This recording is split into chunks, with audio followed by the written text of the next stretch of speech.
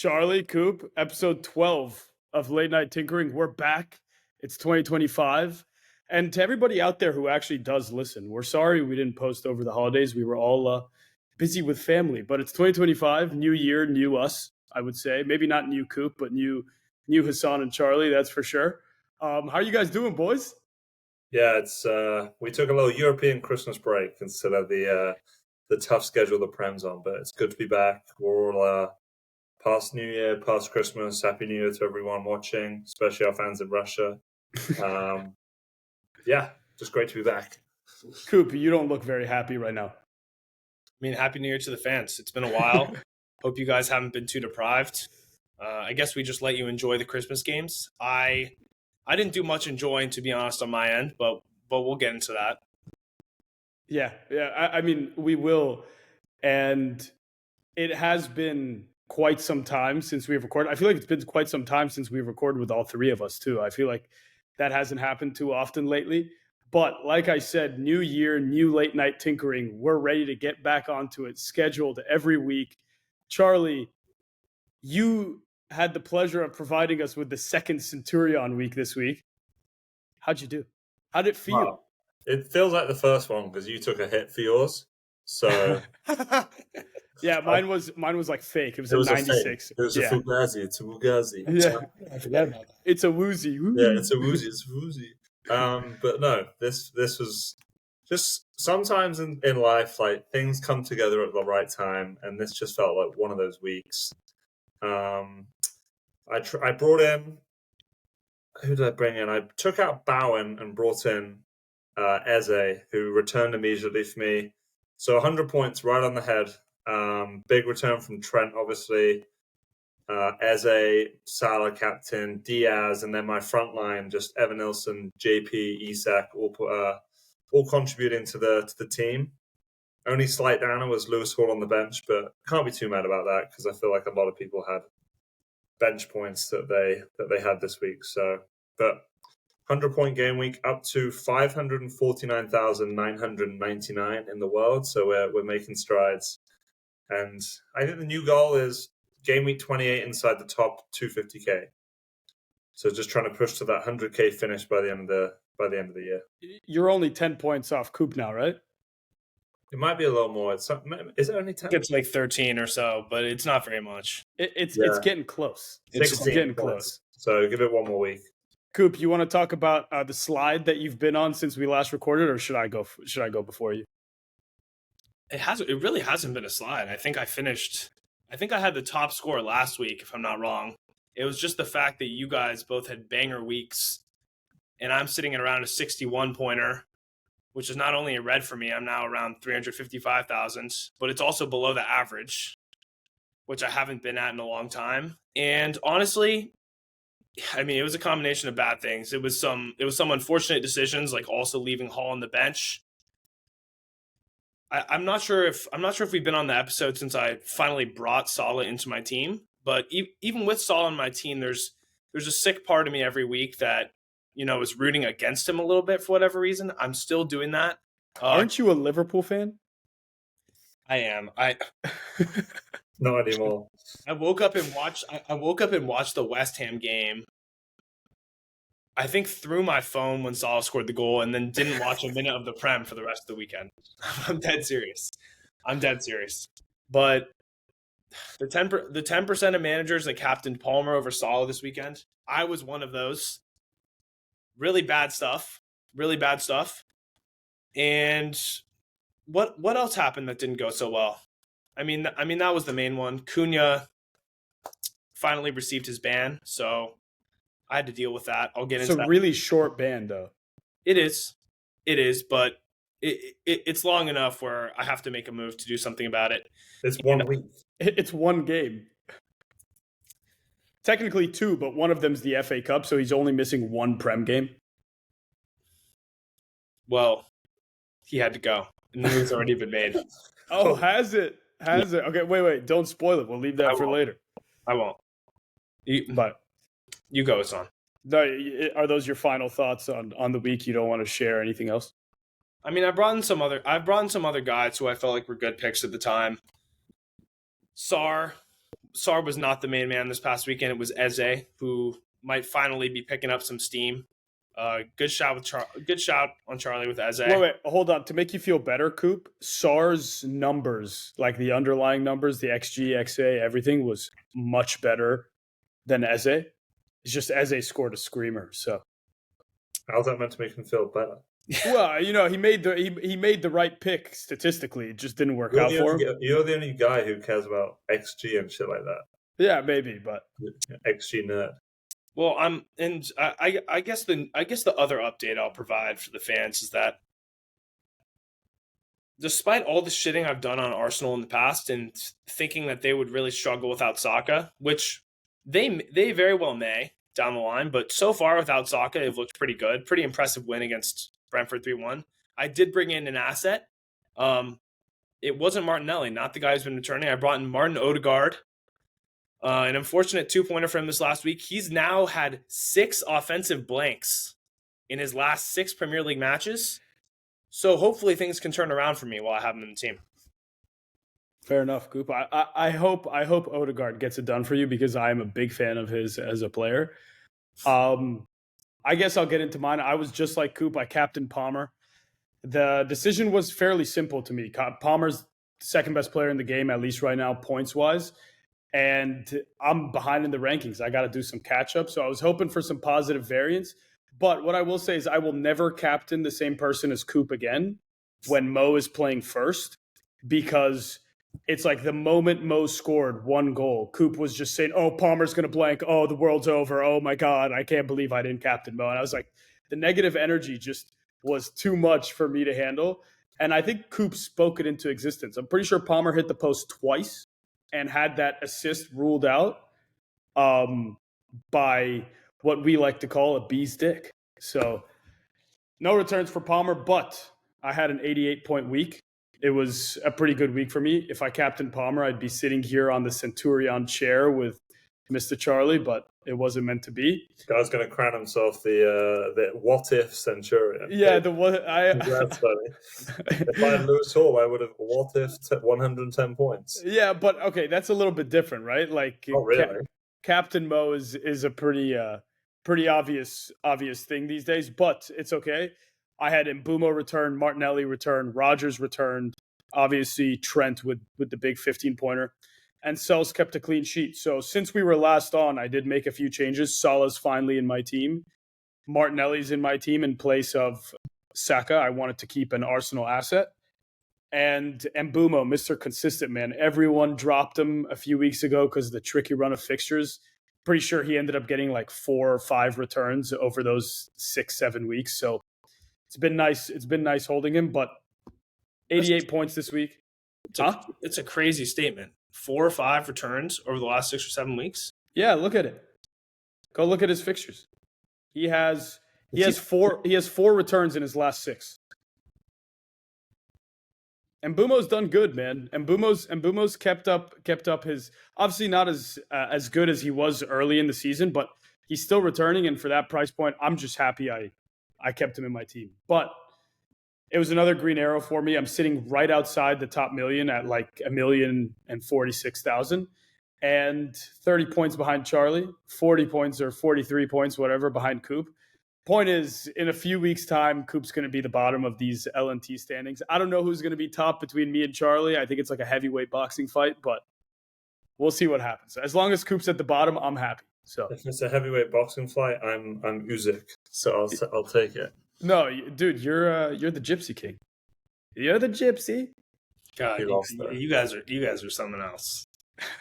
All right, let's move on to something. Let's move on. What do you want to talk about first? Why don't we talk about there's, at least to me, I think there's a little bit of sparsity, or is sparsity the right word? Scarcity? Sparsity, I think works as well, yeah. It's your sentence. A little bit of sparsity with the forwards right now. Not too many of them are looking too hot. And at least for me, I have a forward transfer that I need to do pretty soon because Strand Larson cannot stay in my team much longer. Wolves' fixtures are going to be terrible very soon. So I'd like to hear you guys' thoughts on cheap strikers, Wood, whether it's just worth it to try and get the money to go all the way up to Nicholas Jackson. What's the deal, man? Like, I don't like the forwards right now. Just to clarify, it's scarcity. I feel like sparsity is also a word. Honestly, both work. I think sparsity is a word, but not in this context. So it's fine. Thinly distributed. That's close enough, dude. Not really. Well, yeah, I mean, the forward line is tricky. I mean, Gabriel Jesus has been a very popular pick the last ever since Saka went out, and since he had a few returns in that. Is he going to keep playing game. as much, though? Yeah, I think he's starting. I mean, he's found a bit of form. I think he's going to start up top for a while in place of Havertz. I think if Havertz plays, he'll play kind of that left mid position, which has been playing. Like basically in the 3-man midfield. Yeah, with Odegaard and whether it's Rice or Partey, whoever they play in that central spot. So he's an option. I think Gakpo's a tricky one. He's been returning well, but I mean, he's got a big price point for kind of being a forward as well. So obviously, less points for goals. But if he's nailed on start, I don't think he's nailed in that Liverpool team, but I do think he is probably the preferred left wing for slot. He's played, I think he started, 8 games in a row now? Yeah. I mean, look, some of that is definitely down to the fact that Jota's been out. Yeah. And Darwin Núñez is not a good football player. So that's obviously part of the reason why. Don't say that about Darwin. That's definitely part of the reason why Gakpo started a lot of those games. Now Jota's back in the mix. It's going to be interesting to see kind of how that rotation pans out. Obviously, Diaz looks like he prefers Diaz in that striker role when him and Gakpo both play, obviously. So we'll just see how those minutes pan out. Obviously, looking ahead to the Liverpool double game week that's going to be happening fairly soon. Kind of one to monitor. Obviously, Chris Wood, just very reliable. But I like Wood, but for me, he's just capped at what his returns are going to be. Like he might get you a goal every other game for the rest of the season, but he's never really going to haul. I think he has maybe 2 double-digit returns all season. So he's not really got that haul aspect, but he has got that consistency, which just kind of depends what you want to go for. For me, I'm happy with my forwards. So, but yeah, there's some choices. I mean, and if you want to get even fancier, but I think Jackson is now nailed for the foreseeable future in that Chelsea team. I agree. And I think he's going to start returning soon. He will. His numbers have, like, once again, I know you guys say I'm a stats nerd, but I feel like the numbers tend to equalize over time, and he's still getting those chances. All players go through, I guess, rough patches of form, and they're going to start falling for him the way they were earlier in the season as well. It's the just thing I do worry about is all of the creativity comes from Palmer, right, for that Chelsea team. Yeah. So if Palmer if he doesn't contribute, then it's likely that maybe Jackson doesn't contribute, and then you kind of get both of those players. Because obviously everyone has Palmer, right? So you kind of have that negative correlation there. But I won't be touching Jackson. But I don't think it's a bad shout. He's just so expensive now, He's too. just expensive, yeah. Yeah. What about Solanke? Is anyone interested in Solanke? I mean, for me at least, I had Solanke at one point in the season, but I'm kind of at the point now where I like to know, or at least have somewhat of a decent idea of what I can expect out of my assets. And Spurs are just a team where I don't know what to expect. I mean, Spurs are the type of team where you bench the guy and that's their one haul. I mean, that's what happened with me. That's what happened with me and Pedro Porro at the beginning of the season. They're just way too unpredictable of a team. And they haven't been scoring quite as much lately either. So they just put 3 past Liverpool. I'm talking about the last couple games. They got blanked by who was it? Forest. They got blanked by Forest, and then 2 all against Wolves. I guess they put 2 up against Wolves. But I'm not looking at any Spurs assets. But maybe that's just me. One guy that I do want to touch on, I'll touch on a couple guys in different price ranges. A little bit more expensive than Jackson. But I think that Watkins is kind of interesting right now for people that do have free transfers. Duran before last week got suspended for 3 games. And so Watkins, automatically was going to get the call back into the squad. And he rewarded managers with the 12-pointer. And he's going to have another couple games to prove himself before Duran comes back. And there's a very decent chance he puts in another good showing this weekend with Leicester at home. So Watkins is a guy in a higher price range where he's going to get some chances to prove himself before Duran comes back. He's still likely going to be in the squad even when Duran returns. I feel like we still think Emery is going to try and fit him and Duran in the squad in some way. I think the Gakpo is a good guy to touch on. Maybe I personally should have kept Gakpo. But I think that there is a lot to be said about how Jota's presence Jota's absence has contributed to his consistent run of starts. I think that Jota will begin starting games again soon. I wouldn't be surprised if he starts this weekend. So I think it's more likely to start the FA Cup.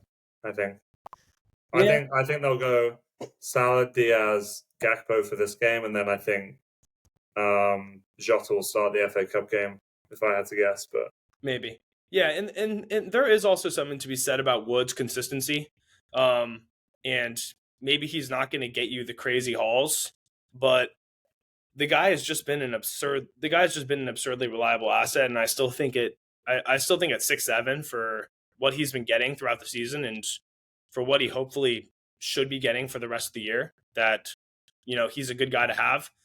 And one guy that I'll touch on who's a little bit lower in price point, not the best fixtures coming up, so maybe you wouldn't want to go get him now.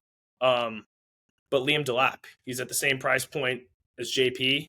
And I mean, if Ipswich do score any goals, it is him. There's a good chance that it's going to be him. He's a player. He is a player. He'll be out of Ipswich by next season. He'll be. I agree. Yeah, he's a good player. Yeah, one more guy I would touch on is Johan Wieser. I think Brentford have a nice run of fixtures coming up, and I think he's going to start returning again.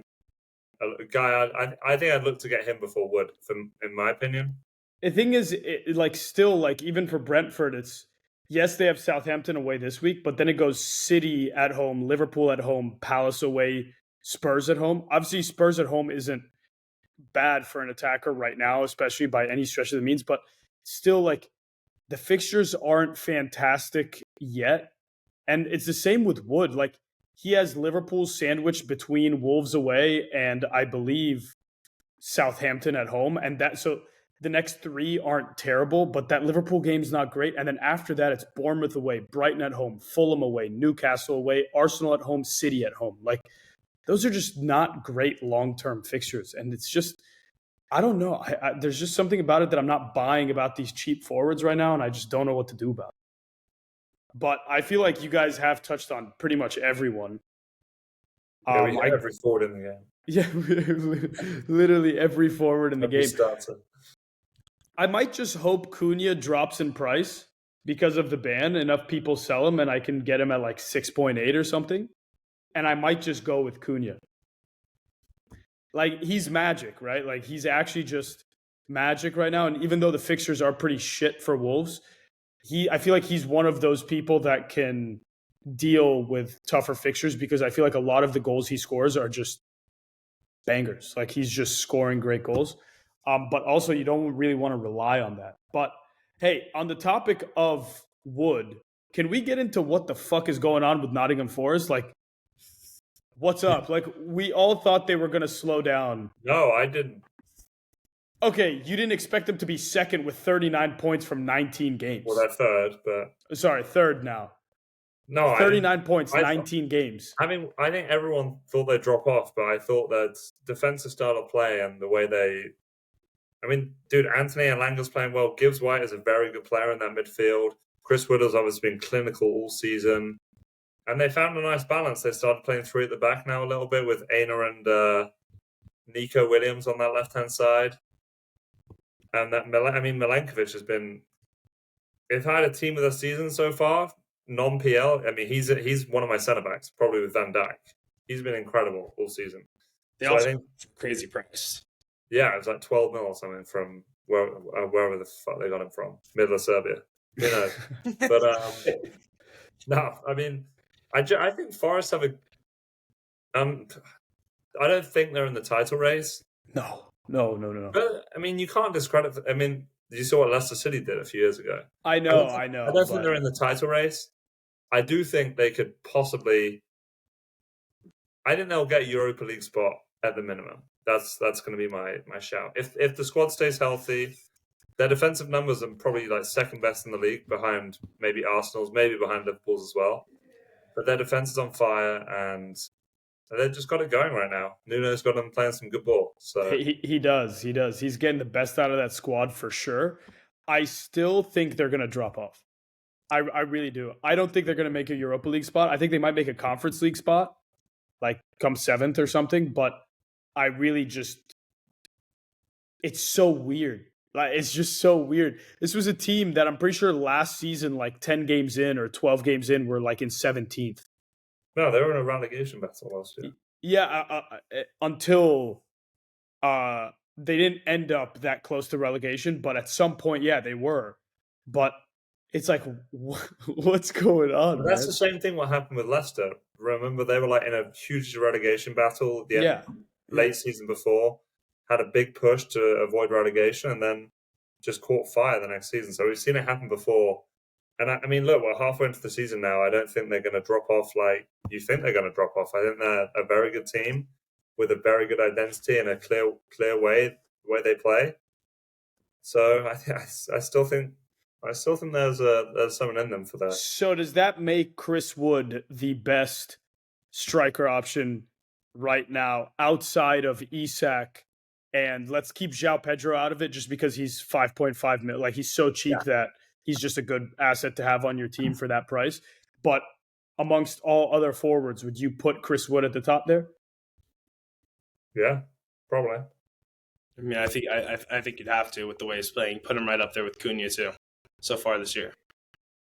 Hey, also, shifting from Nottingham Forest, but relatable thing, another team that's picking up form now after struggling a little bit earlier in the season, Newcastle. Oh. I was thinking Newcastle. No, Newcastle. And they're banging right now, aren't they? I mean, they 4 wins in a row, or 4 wins in a row. Doing the math right now: 13 goals scored, 0 goals conceded. Lewis Hall, incredible. Alexander Isak, incredible. And there's another guy I'm looking to bring in this week. I'll save that for later, but they've got it going right now. They look very, very good. I mean, they made Man United look like a high school team out there. For 20 minutes only. Yeah, until Xerxes got subbed off at 30 minutes. God. I think once Mainu came on and the midfield wasn't Eriksen and Casemiro, it wasn't such a walk in the park for Newcastle. They still had so many good chances though. Like they could have put 4 or 5 past Man U. Yeah, in the first 25 minutes, and then Mainu came on and it looked a whole lot better. I don't know what Amorim was thinking, putting up Casemiro and Eriksen against Bruno Guimaraes, Joe Wellington, and Tonali. It's like, what did you expect to happen? You have 3 absolute units, engines, going up against 2 people that can't move anymore. Like, it was ridiculous. It was a slaughter. It was awful to watch. I got a work call in the middle of the game after they had just scored the second goal, and I was so happy I got a work call. But yeah, they look pretty good. They look pretty good as well. And yeah, I mean, what are the odds they put 3 or 4 past Spurs? Because I know it's at the lane, but Spurs' defense just sucks. Yeah, it's I think that could get messy for Spurs. I will say though, for all the Hall owners out there, I wouldn't start Lewis Hall. I know he's been returning. I know he's been putting up big numbers, clean sheets, assists, everything.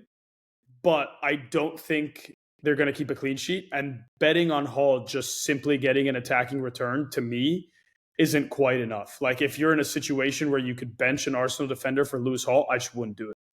Even though Arsenal probably aren't going to keep a clean sheet either, but I don't know. I know he's been in such a great form, but look, Coop, I know you had this thought of starting him this coming week after what, was left on your bench last week, but I just don't think it's a play. Yeah, I don't know. I feel like, yeah, I mean, I kind of want to because he's been on such a tear, and there is a decent chance that Newcastle put up 3 or 4. But if you have double Arsenal D, you buy them for the clean sheets that they're going to give you throughout the year, and I think there's a better chance than what you're suggesting for them to keep a clean sheet. They should have kept a clean sheet against Brighton earlier this year. It was actually João Pedro who scored in that game, and I believe they were down to 10 men at the time.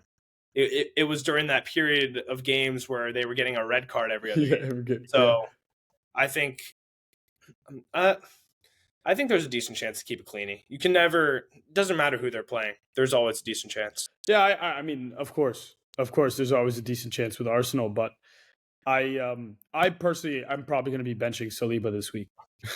Okay.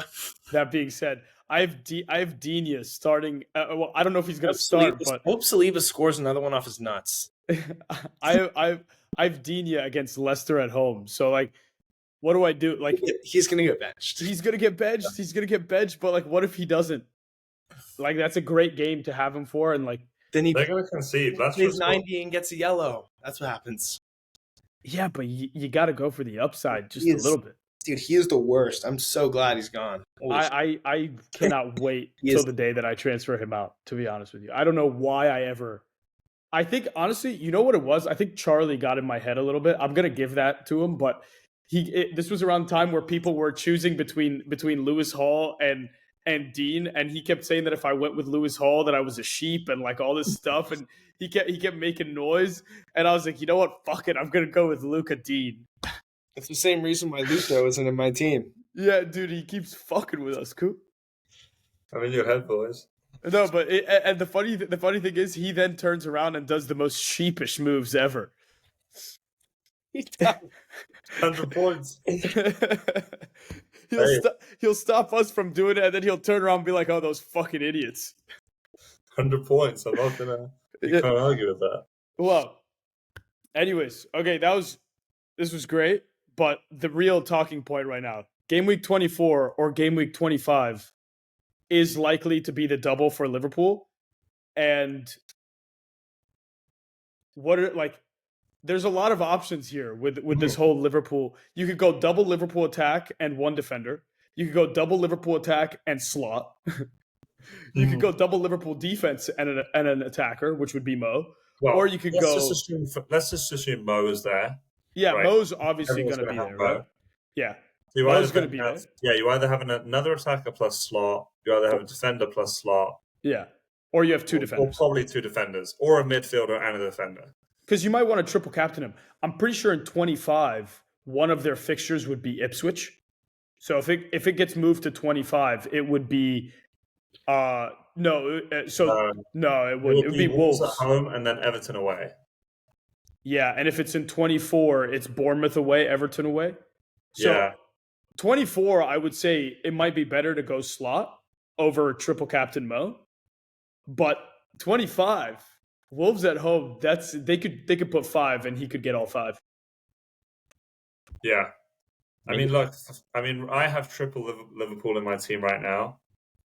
And the main reason I did the Lucho move last week was kind of looking ahead to this double game week coming up. But he's not going to play both in the double. He's not, but if he plays 120 minutes over 2 matches, then... Yeah, that's nice.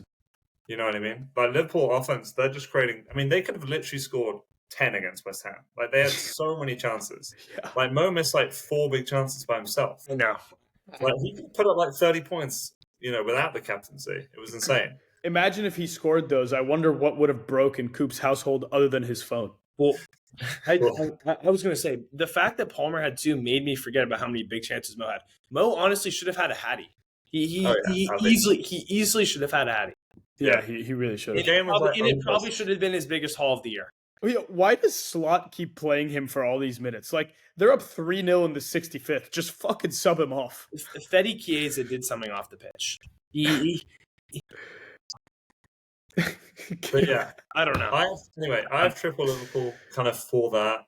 I know Diaz is a big minutes risk, whatever, but I still think he's good for maybe 2 starts out of 3. So, and then hopefully he gets 120 minutes over those 2 game weeks, which is still better than whatever. And if I would definitely consider bringing in an Everton defender as well. I don't know who they play in 25, but someone Mikolenko? At home they are. They've been keeping clean sheets for fun. So it would surprise me a little bit, but I could definitely see them keeping Liverpool out that week. It wouldn't shock me. It wouldn't shock me. Last ever game at Goodison Park. Last ever Merseyside derby at Goodison Park. Crowd is going to be going crazy. That is definitely a possibility. So, but if you're going to bring in Everton, you obviously bring in a defender. Their attack is. Wait, why is it the last Merseyside derby at Goodison Park? Because next year they have a new stadium. Really? Where are they moving to? I don't know. Somewhere else in Liverpool. Oh, is it still going to be called Goodison Park? No. Damn, dude, I hate that teams change. I love the old school stadium names. Why did Spurs change White Hart Lane to the Tottenham Hotspur Stadium?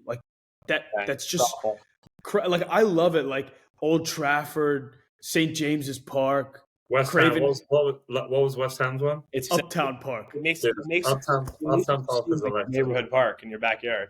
Yeah, and then Fulham Craven Cottage. I love those names, man. I really do. So I kind of hope they keep the name and just move to somewhere else. But yeah, the crowd's going to be rocking. So I'm assuming you're not going to go with Slot then. I don't think you'd want to waste the transfer of taking out Diaz and bringing in Slot. It's called the Bramley Moore Dock Stadium. Ooh. Which sounds horrible. No, but no. Oh, the new one? Yes. Wow, that's. I kind of love it. Yeah, what is that, man? But no, I'm not making a transfer to take out Luis Diaz before they're double gaming. So you're going to triple captain Mo in the double. I almost I'm waiting to save my chip towards the end of the season. Thing is, there could be another Liverpool double, in which case, if you triple captain Mo this time, you. Well, I've been standing on the hill that I think the assistant manager. I'm not going to use it on a top manager. I'm going to try and chase the upside with another manager. You know what's really tough about this?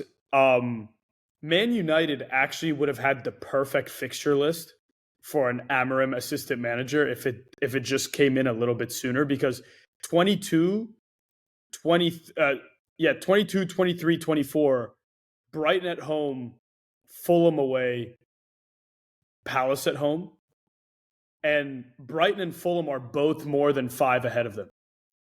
And so you'd have chances at that. If they beat Brighton at home, that's a 20-pointer for Amorim. They could beat Brighton at home. I know they aren't great right now, but they could beat them at home at Old Trafford. That's just crazy. Why do you say it's too bad that's not sooner? Do you expect them to start winning anytime soon? No, because the chip doesn't start till 24. Yeah. I just wanted to take the opportunity for that chirp. Oh, well, look, there's no point in chirping a Man United fan. I'm already resigned to the fact that we're garbage. So, it doesn't hurt anymore. I honestly think it's funny. I'm with you, Chuck. I don't know. I might triple captain Mo anyways. If they beat Spurs in the Carabao Cup semifinal, they will have another double in 33 or whatever. They'll blank in 29 because that's the final. And they will have another double, in which case, if I want to go Slot, then I can just go Slot. But there is something to be said. I do think Slot could be better than a triple captain Mo. I really do. Because if he gets 4 games, and let's say they win all 4, what is that? 30 points or so? But the one extra game is 10 points. Realistically. Yeah, but sure. You still get 3 games. It's not like you're getting. Okay. Even if it's 3 games, if they win 3, right, you're getting minimum 24 points, and that's without the goals and any clean sheets that they keep in. I don't think. And 24 points is probably more than 18. Mo. Minimum 18. Oh, is it 6 for a win? I thought it was 8 for a win. 6. Oh, okay. Minimum 18. Let's say with the goal, with the goals, you could be talking about something like 22, 23, 24 points. And that's probably more than Mo. But Mo is 1 week. Literally. And I also think C makes a good point about the Goodison game. I don't think Liverpool that's going to be a dodgy game. Are locked by any means to win that game. No, they're not. It's going to be scrappy. It's probably going to be low scoring as fuck. And are these guys just going to keep winning every week? Do we expect them to start dropping? There's going to be a drop off at some point. They're There's already going to be a moment in the title race when it gets when Arsenal win a few and then Liverpool kind of like, I mean, they had a couple draws a few weeks ago. They drew twice in a row. I mean, knowing Arsenal, they're gonna make it tight. They're gonna make it a conversation, and then they're just gonna crash out.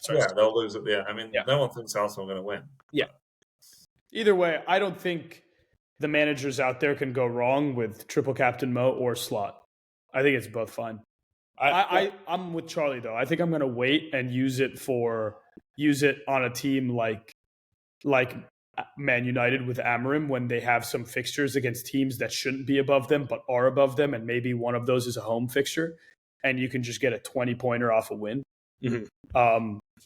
Because they're going to stay between 14th and 13th and 15th for the foreseeable future.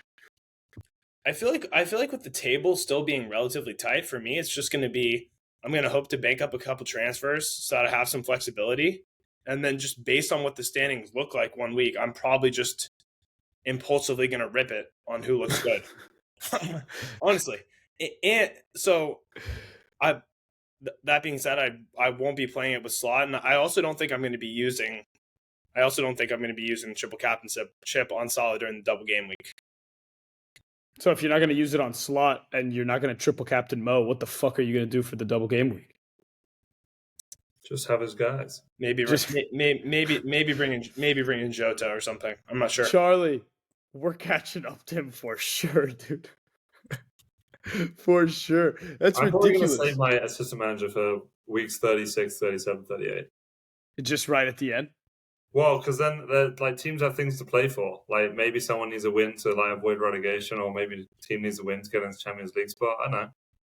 I think about those little permutations. Maybe a manager's fighting for his job. That's fair. You end up putting your shit on Kieran McKenna for the last 3 weeks. Hey, well, no, I'd probably my team would be set, so I'd probably spend the transfers on the manager each week. Honestly, I might put it on Sean Dyke, however you pronounce it. Everton just love draws, man. They could totally draw with a bunch of teams that are higher in the table than them. Yeah, draws are big too. Just farm the 8-pointers. Farm the 0-0 8-pointers. And it's 2 points for a clean sheet, right? So it'd actually be 10 point 0-0. So, I don't know. I like it. Should we discuss our changes for the team and do our little differential? Yes, we shall. Coop, you've already made your move, buddy. What'd you do? Yeah, what did you do? I think I know what he did. I'm assuming Cunha's out. Yeah, he went Cunha to Wood. It's so obvious. Yeah, I went Cunha to Wood. Why? You should have grabbed your balls. Oh, no, you couldn't. I'm sorry. I was about to shit on you. I can't shit on you. I was going to say you should have grabbed your balls and gone Cunha to Gabriel Jesus, but you already have 3 Arsenal. I wasn't going to get... Dude, I'm not getting Jesus, bro. Yeah, the Christmas period is over. He's already risen. Hot hand. Now he's about to be crucified. Hot hand, dude. Hot hand. I mean, the reason why I made that move for Wood is because Cunha's not playing, obviously, and then I have to worry about ESR, who's still sitting around in my team. I kind of held him because I like this upcoming run of fixtures for Fulham, but for whatever reason, he's still not fit. He did have a 1-pointer last weekend, but I'm not sure if you guys saw how many minutes he played. He played 1 minute. So things are not looking very good in terms of his chances of playing. If I get good news about his status, I'll probably be riding with ESR in the midfielder spot. Play 5 middies with Wood and Isak up front. Otherwise, I'll have to put in JP, which isn't ideal given that I'm playing double Arsenal D. But that'll be my team for this week. Hassan? I don't know. I mean, I was briefly there are thoughts of maybe because I'm benching Saliba, right? No, I have 3. Actually, turns out I have 3. I was thinking of maybe downgrading Saliba and upgrading Strand Larson. But I think I'm just gonna roll. I think I'm just gonna roll for one more week. I feel like the options open up a little bit more next week, especially if I want to downgrade Saliba to someone like Munoz. It's not great to downgrade Saliba to Munoz right before Chelsea. I know it's Chelsea at home, but Chelsea's going to score. So I think I'm probably just going to roll. I don't love it, though, because with the Rodgers suspension, I now have to play JP at home to Arsenal and then I have Strand Larson at home to Forest. So basically, I have two forwards going up against like two of the best defenses in the league, which is just not ideal. But I think I'm going to eat it for this week. It's probably not expecting too much from either of them. Hoping the rest of my squad can kind of carry them on their backs a little bit. But I think I'm just going to go into game week 21 with 4 free transfers and then reassess then. I'm just going to stay patient. That's the longest explanation for a roll I've ever heard. I currently have 2.7 mil in the bank, so got only one free. So I think I'm torn between upgrading Evan Nilsson to Chris Wood. That's an option. My defense is set. I'm not changing my defense. The other move is, which I probably will end up doing because I love this run of fixtures for Newcastle, and they've just been firing on all cylinders. And although I don't love having triple Newcastle, they've proven it's fine over the last few weeks, even though I didn't have the third. So I'm probably going to be going Buonanotte up to Anthony Gordon. I love that move personally. And the only reason I'm hesitant on doing it is it locks me out of price of I'll only have 0.1 in the bank, right? So I then have to get creative to try and find ways to bolster my attack. But the thinking is that now I have Eze, Diaz, Gordon, Palmer, and Salah in midfield, and then I can rotate JP and Evan Nilsson for that last attacker spot based on that fixture. So I think if I made that transfer this week, I'm pretty good for probably to the double game week. And then we'll kind of assess as long as there's no injuries or anything crazy happens. So I think that is what we will be. I think we'll end up doing Buonanotte to Gordon. That's a fair move. I think that's a great move. I think Newcastle are going to score quite a bit against Tottenham this week. It might be maybe Tottenham will score quite a bit against Newcastle as well, but I think Newcastle for sure. That Tottenham defense is just looking so weak right now. They have no one fit. And I'm pretty sure in the last 6 games, they're just bottom on all metrics. All defensive metrics. They're just bottom of the league or close to bottom of the league. So I think that's a great move. I would do that too. Although doing it with only one transfer is a little scary just because I like to bank up a couple, but it's a pretty good time. It's Anthony Gordon's worth it, in my opinion. Yeah, I mean, he's a guy that everyone was high on at the start of the season and Newcastle didn't quite get going. And now they've kind of heated up. I think it's a good time to bring him in. And it's a good fixture to bring him in for an attacker. So, agreed. Let's finish off with differential. What's the score? I don't remember what the score is. 4-3-1. Fuck, am I at 1? When did you get to 4? I think you're still at 3 and I'm still at 2. I don't think that anybody's won. We haven't done an episode. No, I'm 1. Yeah, that's what I'm saying. You're at 1. Yeah. Or is it 3-3-1? No, you're winning. You're winning. Oh, 3-2-1? Yeah, 3-2. 3-2-1. Okay. I'll start. Okay. My differential this week is Leon Bailey, Aston Villa. Mm-hmm. Interesting. Home to Leicester. Rodgers is out, so he's definitely going to get a start, and I think they could put 3 or 4 past Leicester. And I mean, hey, he just needs a return to probably beat you two guys. So hey, we went under 10% now, right? Yeah, under 10%. Yes. All right, Coop, go ahead. You don't have yours yet? No, I do. Okay. I'm going to go with a guy. So I brought an Odegaard. I was also considering Lucho, but I was also considering this guy as well. He's honestly probably my favorite asset right now in that Spurs team if I were to have one. And as we just talked about, I think we're going to see a lot of goals from that game. Dejan Kulusevski. Interesting. He's been good. I mean, he's a dog. Yeah, he's great. He's great. He's been their best player of the season. He definitely has. He definitely has. That's a good pick, Coop. And I'm gonna round us off with a slightly forgotten man because of the bad fixtures, and somehow he's still under 10%. But they play Southampton away, and he has the best right winger in the league, not named Bukayo Saka, playing next to him. I'm going with Yohan Wissa. Don't know how he got through the both of you guys, but I'll take a Southampton away fixture for a striker that scores quite a few goals. And I think I'm going to win this week. I'm just going to put that out there. He'll definitely. I think he'll get one. I hope Vista scores and Brian blanks. Hey, that would just mean that I probably win the differential of the week, so I'll take it. You can have it as long as you stay at the bottom of those standings. Dude, this is the weekend coming for you, buddy. No, dude, I'm my team's stepping up. I feel like this is the weekend where Coop is no longer first. He's been first for a long time, and I think this is the week where like week 2 or something. it's something like that, dude, or like 4. I need something from Martin, please, man, please.